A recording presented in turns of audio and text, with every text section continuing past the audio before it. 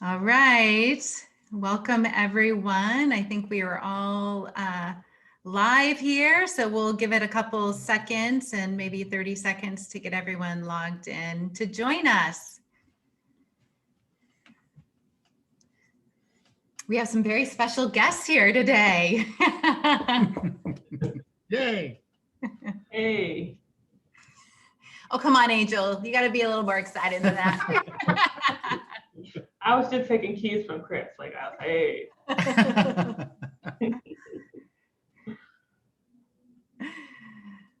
All right. Is it sunny over there in Corvallis? Very. It is so beautiful outside. How about there? Yes. Although we do see some clouds on the horizon. Must be those snow clouds coming our way. Why do none of the men have hair? Already getting our first question. Started yet. We won't answer that live. I hope we're not going to get blamed for that, Julia. Hey, when we both got married, I'm pretty sure our husbands had hair. It's true. It is very true. Yes. Well, we're still married, so obviously the hair wasn't the attraction. There you go. All right, well, let's start sharing our screen here. And Jason, I will let you take it away. Great. Well, welcome to our webinar, Talk Money with Your Honey. Woohoo! We are going to have a lot of fun here. Julia is there, our founder and CEO, with her husband, Chris. Hello. There he is. And then I am here, Jason Harris, the Vice President of Financial Freedom Wealth Management Group, with my wife, Angel. Hi. So we're going to have some fun today. Yes. So first, I know there are a number on this webinar that are new to our firm. So there's our pictures. So Julia founded the company over 20 years ago, 21 years now.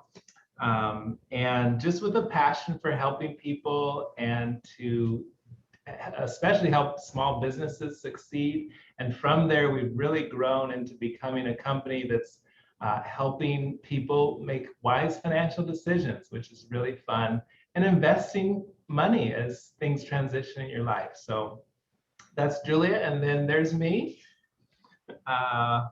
I've been with the company for 8 years now, Vice President, Certified Financial Planner, and I just have a love for money and all things financial.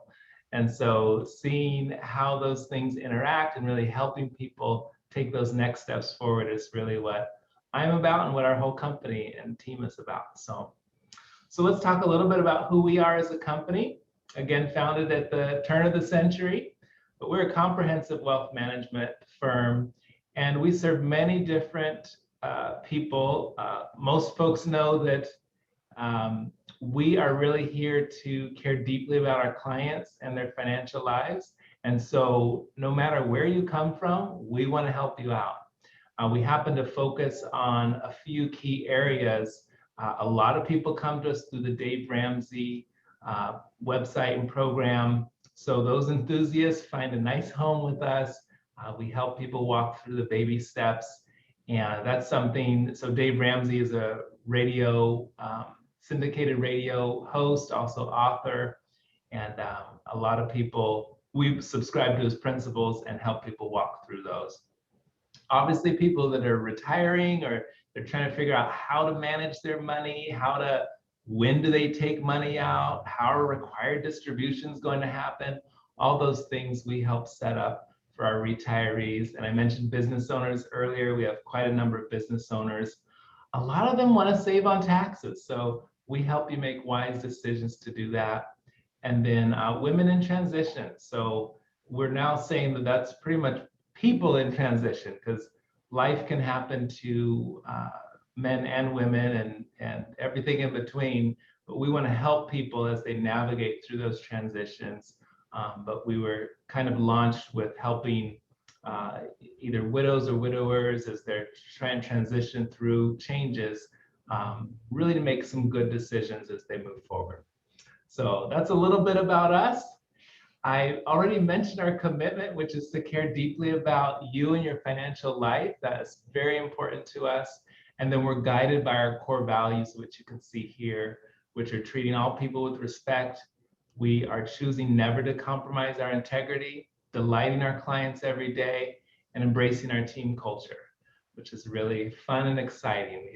We have a good time. Behind the scenes, when the camera goes off, we're still having fun as we're helping our clients. And now we have 7 physical locations to serve our clients. So a number of places in Oregon and Washington, and then we also have Winchester, Massachusetts. So we go from one coast all the way to the other. And I think there's an island that we like, and then kind of that, way up north, the Alaska part. So we don't have physical offices there, but we can serve people all over the nation. And then, oh yeah, there's the map. Here's the map. I love the map. Again, we can serve clients all over the nation. We currently have clients in 37 states. And so I think we need to see a little bit more colors filled in here, especially the Dakotas. It looks like we're missing. If you are from there, we really need you as our client. Okay, and if you see anyone else, maybe your family members are in these other states, feel free to have them contact us, and we'd be glad to help them along the way. And there's our beautiful team, all 18 of us now. What a great team. We've got 7 wealth advisors and 11 support staff to help you. So we're glad to serve you in that way. So with that, I will pass it to Julia. Okay, so we thought it'd be fun to do a webinar kind of around the Valentine or a couples themed. So we thought a good name for this would be to talk money with your honey. And then we brought our honeys to talk about how we have done money together for a long time. So we'll tell a little bit more about that story here as we go through. So let's look at some statistics. So these statistics that I'm going to talk about came from the Ramsey organization. And this is a pretty big difference. So today, twice as many marriages are starting their marriage with debt. So 86% of couples married 5 years or less, whereas spouses or partners that have been married over 25 years or together 25 years. Back then, only about 43% started the relationship with debt. I was trying to think when we got married. Chris and I have been married for this year, it'll be 25 years. Yes, I was a teenager when we got married. You always have to tell me. So, but I don't think we had much debt. Very little going into our marriage. How about you guys? You may have a different story with student loans, I think. Yeah. And we've been married 17. Mm-hmm. This will be our 18th year. And yeah, we entered marriage with about 80,000. Wow. Wow. Okay. Well, I know we're going to get to that story. So it's a good ending. I know it. Americans who say money is a top issue, and they fight about with their spouse. So that again is related to how much debt is the couple has. So if you have less than $10,000 of debt, only 23% say that money is their top fighting issue. As opposed to if you have more than 50,000 of debt, about half are fighting about money. So, and I also know that it is one of the leading causes of divorce. And so a lot of what we're going to talk about today is about how do we have these conversations with our spouses around money and why it's so important. And also, I think the momentum that you can gain as a couple if you have a healthy relationship around money and you can talk about that together. 1 in 3 of those who argue with their spouse about money confess that they have hid purchases from their spouse. Oh no. Have I done that? Oh, maybe once or twice. A long time ago, like a long time ago. A long time ago. No. But yes, I'm sure this happens. I don't think I've ever hid a purchase, but maybe just bought it and didn't say anything. Oh, that old thing? I've worn this 50 times. Okay, here we are. Couples in healthy marriages are twice as likely to discuss money dreams together. So in 94% of great marriages, they're talking about their dreams. And a lot of times it may not be money dreams, but it's dreams that need money for them to be fulfilled. And so retirement, dream vacations, all of those things that are important that take money. And then in marriages that say they're okay or in crisis, only 45% talk about money together.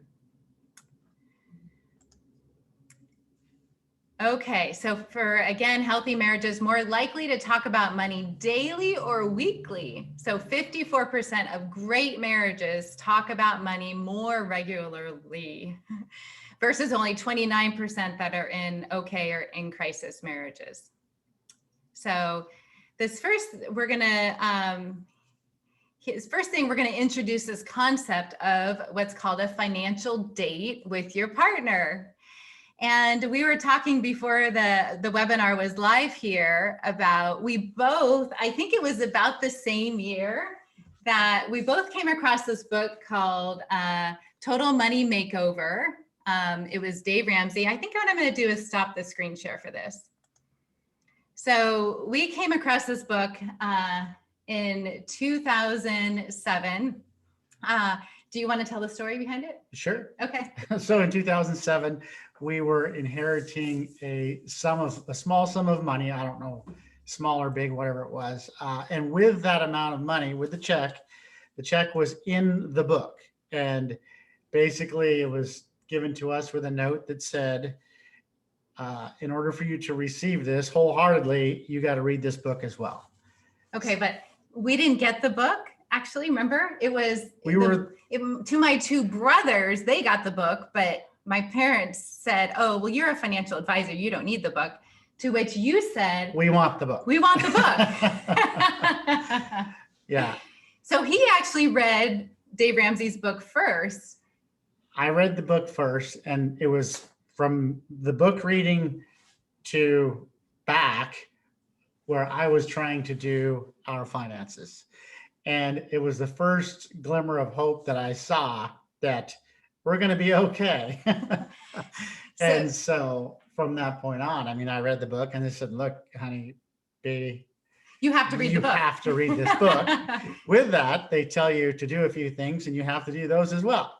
And from then on, it was, the reins were handed over to Julia for the finances. Well, yeah. So what I loved about the Total Money Makeover and Dave Ramsey's baby steps is it gave us a roadmap. It gave us the steps and the formula to follow. And even though I had been a financial advisor up until that point, I didn't have a really good process to teach people and really follow for ourselves. And so what this gave us was that template to use and then really catapult us together so we were on the same page with our money. And so we have been doing financial dates at least quarterly, sometimes monthly, but it seems like now we have 3 kids, so it's pretty busy. So I know we talk about money all the time, but really all the time. Yeah. Mostly monthly financial dates, but for sure quarterly dates. But, yep. And I have done a tracking sheet along that time, and it's amazing to see the process. First it was getting out of debt, and then it was savings goals, and then other investing. And so we would get aligned and put our goals together. And then those financial dates kept us accountable to what was happening. So we're going to talk about an agenda for your financial date, but do you have anything else to say about? Well, I think, again, your point of putting us both on the same page. It's the same goal. We think differently about money. I think most couples probably do think very differently about money, but as long as you have the same goal and you're going down the same direction, she can think and say whatever she wants. I can think and say whatever I want, but we still have this road we're traveling down, and it keeps us evened out, I would say. Yeah. Yeah. Yep. Okay, so Jason and Angel, why don't you share your story with us? Yeah, so we didn't start with the book, but there was a class that was offered at our church called Financial Peace University. And at first, what's funny is I was actually working at the church at that time. I threw away the flyer. Someone else said, "Hey, we need to have this at our church." And I'm like, "What?" So anyway, we took the class at one of the first offerings that was available, and I was blown away because I thought I was handling our finances just great. I'm like, we've been married for, what was it, 4 years at that point? Yeah. Yeah, and I was like, oh yeah, we've got this dialed in. I've got my annual budget. Right. Yeah. No. Yeah, there were so many just little things that we weren't quite doing right, and just trying to do everything at once. So it gave both of us focus to be Yeah. able to just hop in there together, and we had the same language to be able to say, okay, here's Yeah. what's going on. Yeah, and then we've been doing a monthly budget since then. So it's probably been, what, 14 years? Yeah. Yeah. Almost 14 years this year. So that means we've done almost 168 monthly budgets. Of course, he calculated it. You know, that's how he did. Anything you want to add? You did. That was good. No, I mean, Tell yeah. tell the story about like you getting out of debt. Like that was pretty amazing. Yeah. So the number on what that debt number is still questionable because we didn't like calculate it at the beginning. Yeah. So when we finally started calculating it, it was 80, like around 80. So I'm assuming it had to be, you know, at least 90, but we didn't calculate it first, so we didn't know all of it. But anyways, it was 80 about the time we calculated. And so, like Jason said, we were doing our annual budget. I'm not sure what the air quotes are for, but we were doing our annual budget because right now it feels weird to even say annual budget, right? Because we're so used to doing a monthly budget. And I thought he was doing a great job of getting us out of school debt, especially my school debt, because I went to a private college. And when we took Dave Ramsey, it was just like so clear what needed to be done, whether that was taking on extra, hours at work or whatever it meant to be. He just said, Dave Ramsey was always like, don't play with debt. And I knew people who were in debt, they were in their 40s and their 50s. And I didn't want to be that person. I didn't want to be giving my money away this way, working to pay debt, for that long. So once we got with Dave Ramsey plan, I always call it like getting out of debt, like it's like being on, I don't know, some drug, right? Like some steroid, right? So it was just like, yeah, it was like Jason was good, but then like we got with Dave and it was like, man, we were really knocking it out and we were not playing. So that just really meant a lot of sacrifices as far as some people would, you would use your money, maybe your tax returns on something fun. We would literally be like, we're dumping it all to our debt. And right? a little fun. And a little fun. And Dave also taught that as well, right? You have a fun money you will do. So we would play, but really we wanted to get out of debt because we knew if we live like no one else, then later we could live like no one else, right? So we actually believed what he said. And so in 2010, we paid off everything. We paid off everything. So except for the house. Yeah. So I was able to, I'm able to be here with you right now, actually, because we're not in debt, right? Because I would have to be working that 9-to-5 job, not being able to be with the kids and all these different things. And so we have more flexibility because of it. So it really changed our lives. Dave changed our lives. Just the work that Jason does, not just outside the home, but inside of our home with our finances and helping with that, has really changed our family tree even. And so kids know about saving.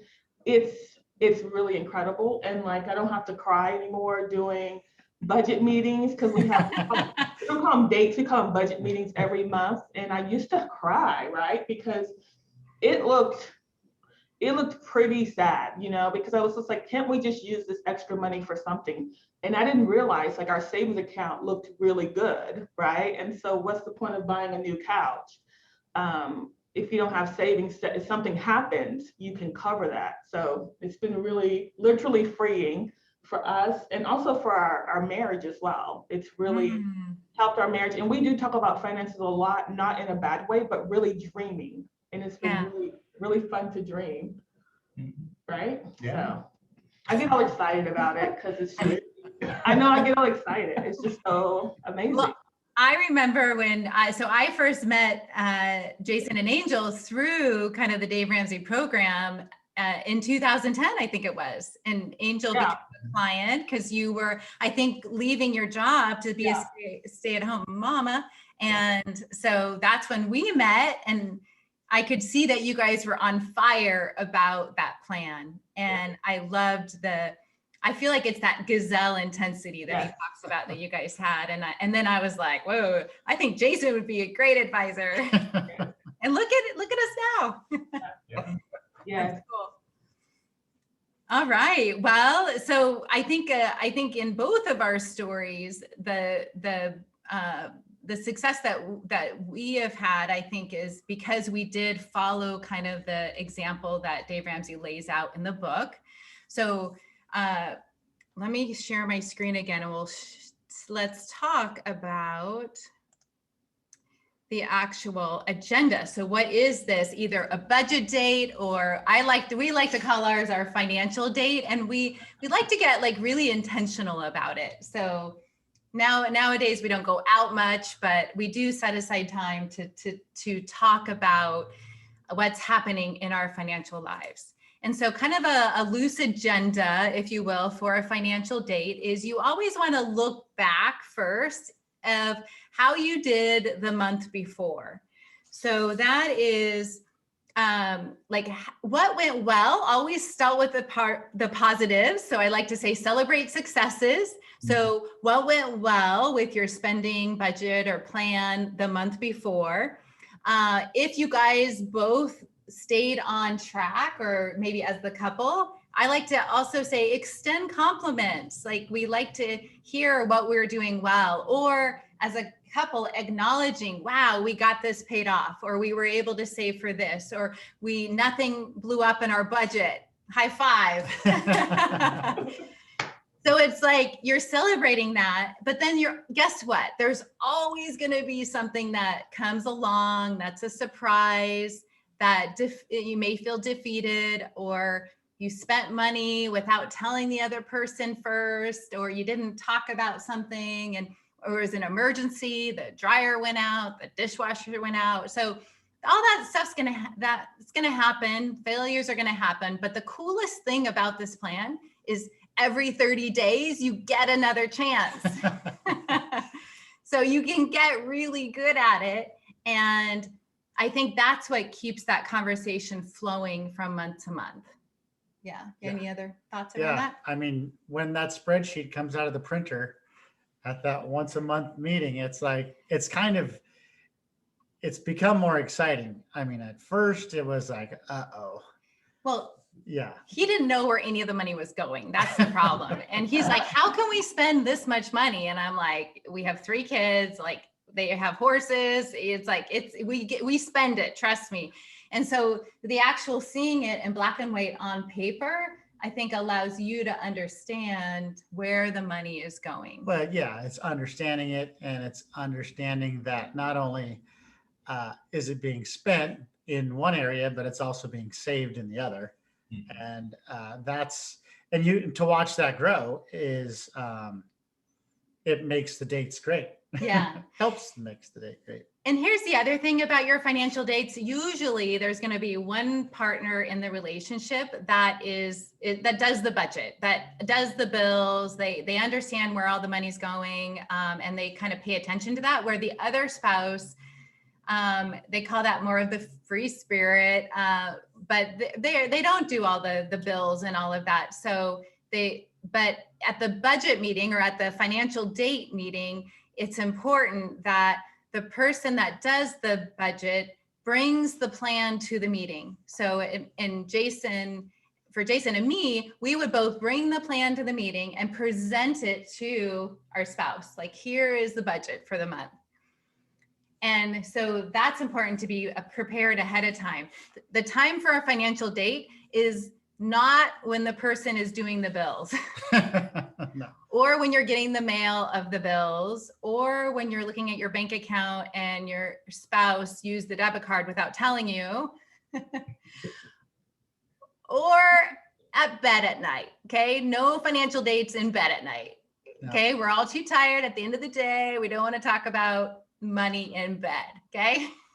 So plan a special time. The person that is doing the budget should bring that prepared to the meeting, and then give time for your spouse or your partner to really go over that. Like, how does this look to you? What am I missing? What could come up this month that I haven't accounted for? Like, open-ended questions that just allows your partner to take it in and ask those questions. Yeah, that's good, and that is what we do as well, where we'll even go through like line by line of, okay, here's what's changed, here's what could change, and we'll just talk through to make sure we've captured everything.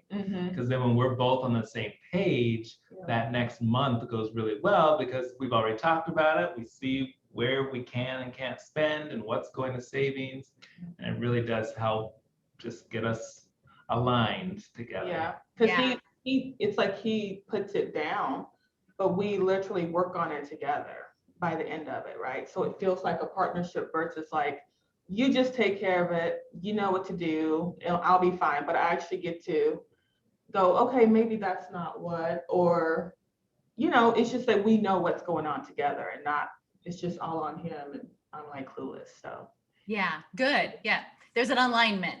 And there's also buy-in. So there is a commitment at that meeting that should say, okay, this is how we're going to spend our money for the next month.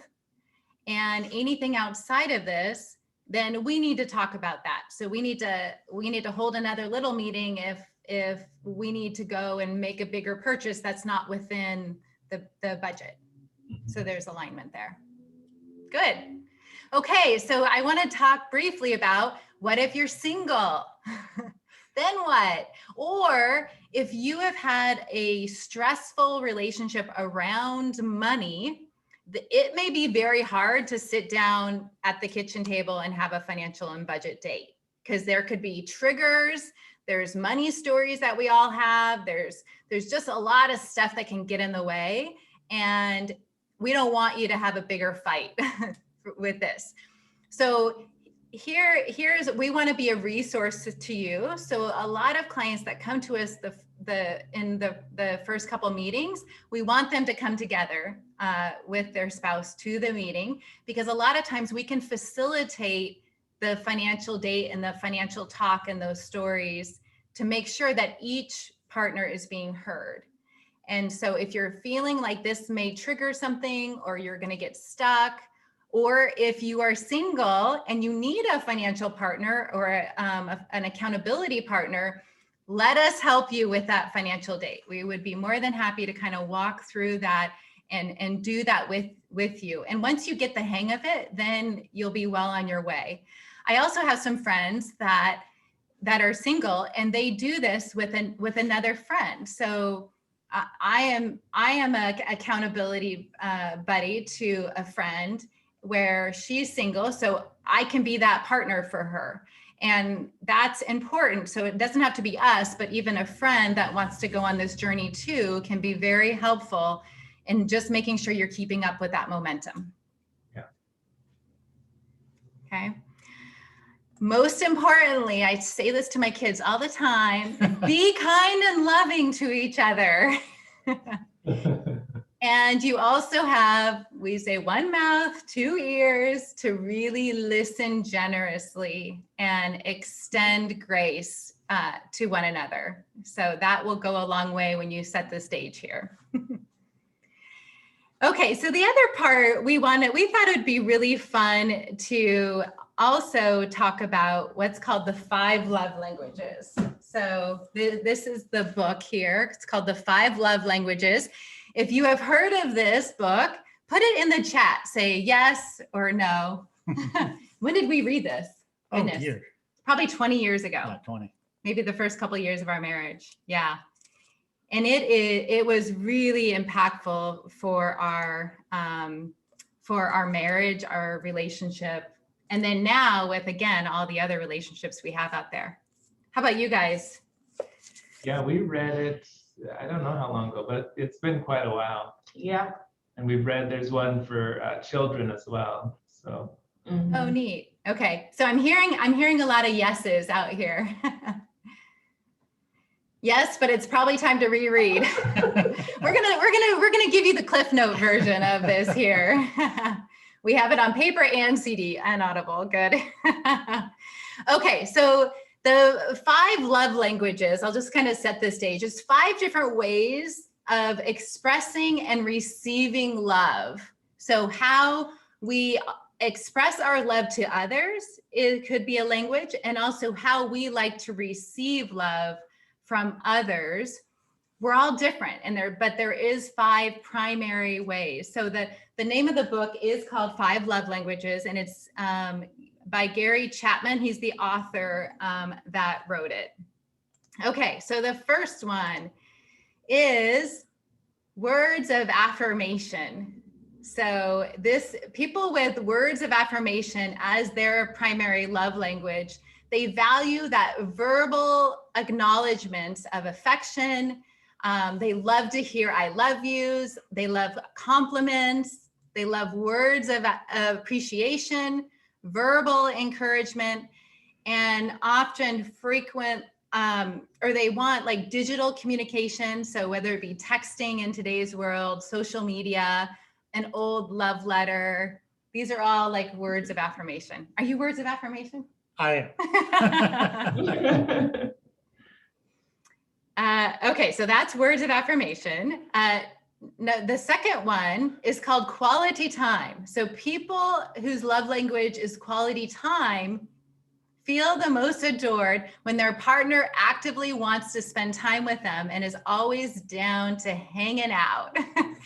They particularly love when active listening, eye contact, full presence are prioritized in that time together. So am I seeing one of are you guys quality time? Yes, I have 2 top ones, so quality time is one of them. Okay, guess what? Me too. Okay, third is what we call acts of service. So if your love language is acts of service, then you value when your partner goes out of their way to make your life easier. It's things like bringing you soup when you're sick, making coffee for you in the morning, picking up your dry cleaning, doing the dishes. You're constantly doing acts of service. Guess what? Acts of service is my number 5. So he does and does and does and does because he's like, oh, I can do this and I can do that. And this is great. I'm like, well, guess what? His acts of service takes time away from spending time with me. Yes. You can see But technically it's time for you, not with you. See the loop that we get in here. Understanding all this is key. Totally. It's the awareness. That's right. Okay, the 4th love language is called gifts. So it's pretty straightforward. You feel loved when people give you visual symbols of love, as the author calls it.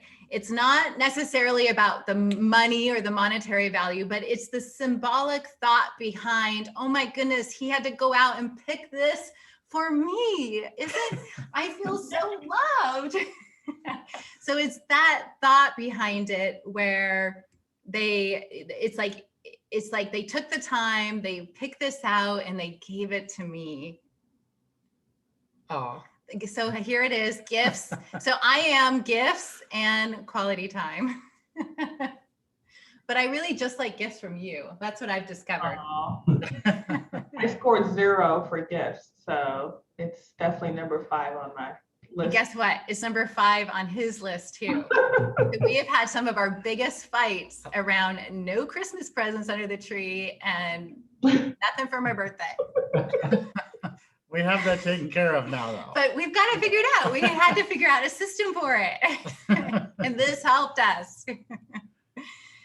Okay, and then lastly is physical touch. So people with physical touch as their love language feel loved when they receive physical signs of affection, including kissing, holding hands, cuddling on the couch, and other things. This is my number 2. Number 1. Who's number 1? Jason's number 1? My number 1. Angel's number 1. Oh, wow, that's cool.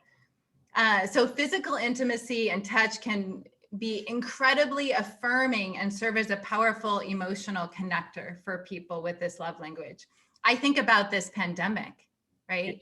Like people that have touch as a primary love language, this has probably hit them the hardest without that touch that we can't have right now. So, yeah.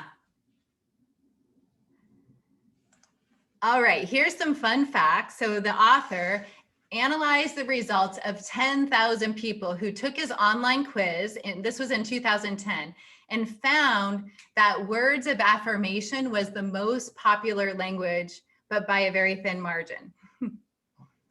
And then in 2018, the dating app Hinge analyzed their app and found the most common love language was quality time by far. So it could be a generation, a demographic thing there, but it's just interesting, just some perspective. So do you guys have any other thoughts on the love languages? Jason, what's yours? It's acts of service and words of affirmation. Words of, yeah. Yeah. So when you know this, I just think when you know this about your partner, it allows you to love them in the way that they want to be loved. And I remember reading this book in a time where we probably were going through some tough times, and I was reading it, and I don't know if he was on board with reading it yet, but there's actually a part of the book that talk about if you can understand and give your partner their love language, then they will start coming around because now they're being heard and fulfilled, loved. So it's really whether you do this with your partner or not, either way, it's powerful. And again, with your kids or other relationships, you can see, I think hanging around someone and knowing them, you can understand what their love language is. But there is a quiz on the website. If you just Google 5 love languages quiz, you'll be able to take that and you'll get yours ranked. Yeah. Good stuff. Yeah, someone made a comment, sometimes how someone gives love is not the same as how they receive it, which is exactly true, where you really have to go almost out of your way to almost think like, what would that person really want to receive from me versus what do I want to give? Yeah, absolutely. It's like your acts of service. So I understand now when you do all of these things, which is a lot. He's an amazing husband that gives me a lot of acts of service. And it's like, I know that that's his way of showing that he loves me, but you've also learned this. So you now know not give me a gift. right. I always feel bad for my gifts, my friends whose love language is gifts, because that is virtually 0 for me. And so I always thought my gift to them was spending time with them. But that's just because that's a gift to me, because mine is quality time. But it's just, so I have to really think outside the box when I'm thinking about how to like love on my gifts people, because for me, gifts is like, yeah, not like a love thing, but. Yeah. So true. It's all an awareness. I think that it makes us all better at relationships and interacting with each other. It's a gift knowing all of this. Not an actual gift, but you know what I mean.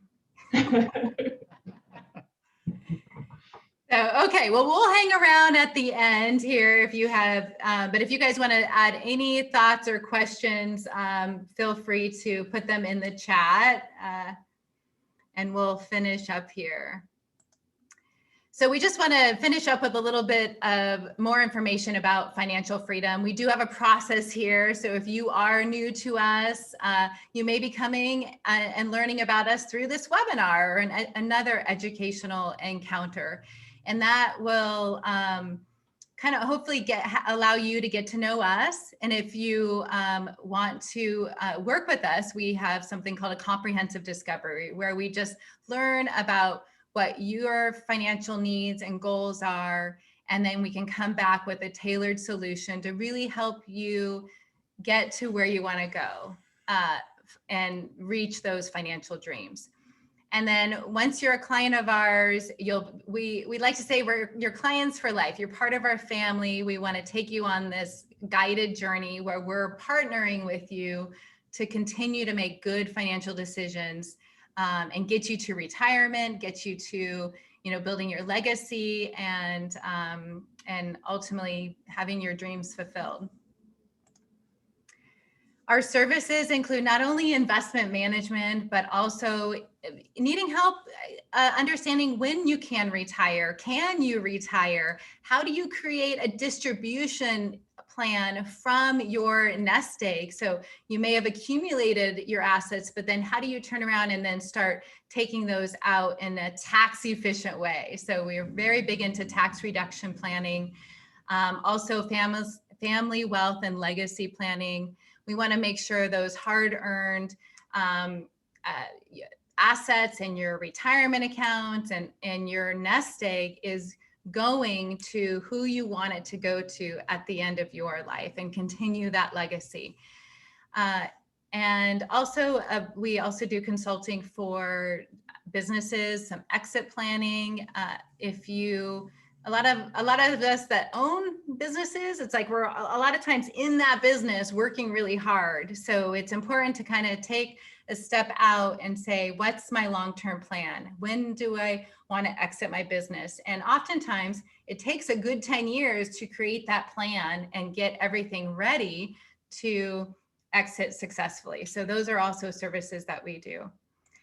If you are here today and you're listening to this and you would like to either schedule a complimentary consultation with us, or if you want us to help facilitate a financial date, please text the word freedom to 458-777-4458, and we will get you scheduled with one of our wealth advisors to do that. And then lastly, we are partnered with LPL Financial. So LPL is the largest independent broker dealer in the nation. They are part of what's called SIPC, Securities Investors Protection Corporation. They're a member in that. So that just ensures if LPL were to fail, your money would be unaffected and insured there. So, and all of our licenses of our financial advisors are, their licenses and registrations are held with LPL Financial. And then we'll end on all these important disclosures that I'll give you a couple seconds to read here. And then lastly, thank you for attending. Okay, so we will be happy to hang out and answer any questions. I'll come back to this screen here. But thank you for having fun with us today. We want to say happy Valentine's Day, and don't forget to be kind and loving. go buy those gifts.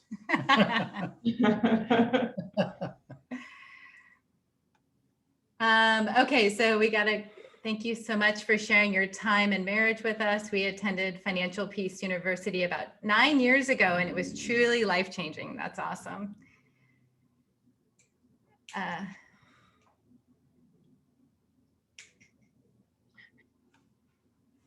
Thank you. I don't know if I should read that, but much appreciated. Thank you.